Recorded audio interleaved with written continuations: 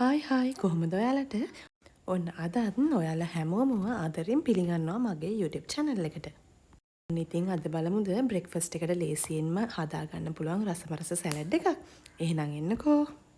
ඊට කලින් ඔයා අද නම් මගේ වීඩියෝ එකක් බලන්නේ subscribe කරගෙනම එකතු වෙමු නේද?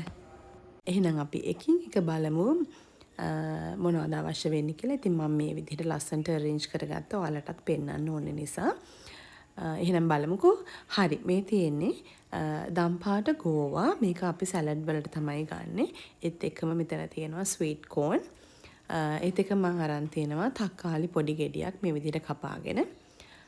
අපිට තව අවශ්‍ය වෙනවා ලොකු ලූණු. ඒකත් මම පොඩියට කපාගෙන තියෙන්නේ. මේ විදිහට සලාද කොලත් මම පුංචියට කපා ගත්තා. මේ තියෙන්නේ සැලඩ් කියුකම්බර්. ඒත් එක්කම මම මෙතන ටුගුණ කෑන් එකකුත් අරගෙන තියෙනවා. මේ වෙනුවට ඔයාලට තඹගත්ත බිත්තර එහෙම නැත්නම් රෝස්ට් කරගත්ත චිකන් වගේ දෙයක් උනත් පාවිච්චි කරන්න පුළුවන්. ප්‍රෝටීන් වැඩිපුර ගන්න කෙනෙක් නම් තඹගත්ත කඩලත් පාවිච්චි කරන්න පුළුවන්. ඊළඟට සැලඩ් ඩ්‍රෙසින් එකට මම මේ විදිහට කප් එකකට දාගෙන තියෙනවා මයොනීස් සහ විනාගිරි. ඒත් එක්කම මම අද පාවිච්චි කරනවා ග්‍රීක් යෝගර්ට්. ඒකේ මේස හැඳි දෙකක් විතර මම මේ විදිහට දාගන්නවා. ඒත් එක්කම අපිට අවශ්‍ය වෙනවා මේකේ රස බැලන්ස් කරගන්න ඕන නිසා ලුණු චුට්ටක් මම දාගන්නවා තේ හැඳි කාලක් විතර. ඊට පස්සේ ගම්පිරිස් කුඩු ටිකකුත් දාගෙන මේක හොඳට මික්ස් කරගන්න ඕනේ. හොඳට මික්ස් කරගෙන මේක හොඳ රසට හදාගන්න. මේකෙන් තමයි අපේ සැලඩ් එක ගොඩක් රස කරගන්න පුළුවන්. ඉතින් මේ විදිහට හොඳින් මික්ස් කරලා මේක අපි චුට්ටක් පැත්තකින් තියාගමු. ඉතින් මම අද පාවිච්චි කරන්නේ මෙන්න මේ විදිහේ බෝල් එකක්. ඒකට මම මේ විදිහට අපි කපාගත්ත ඔක්කොම දේවල් දාගත්තා. ඔයාලට පේනවා ඇති දැන් බෝල් එකේ ඉඩ මදි ඇත්තටම මික්ස් කරගන්න. ඉතින් මම එකට උඩින් මේ වගේ අපි කලින් හදාගත්ත සැලඩ් ඩ්‍රෙසින් එක මේ විදිහට උඩට දාගන්නවා.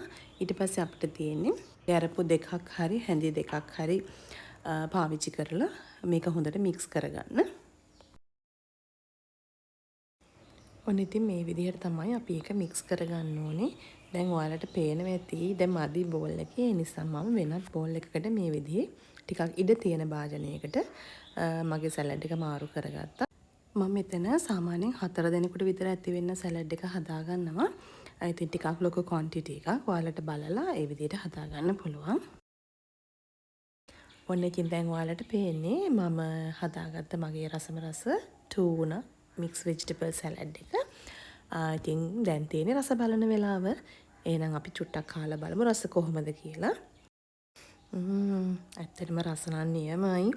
හැමදේම ගානට තියෙනවා. ඉතින් ඔයාලත් මේක හදලම බලන්න.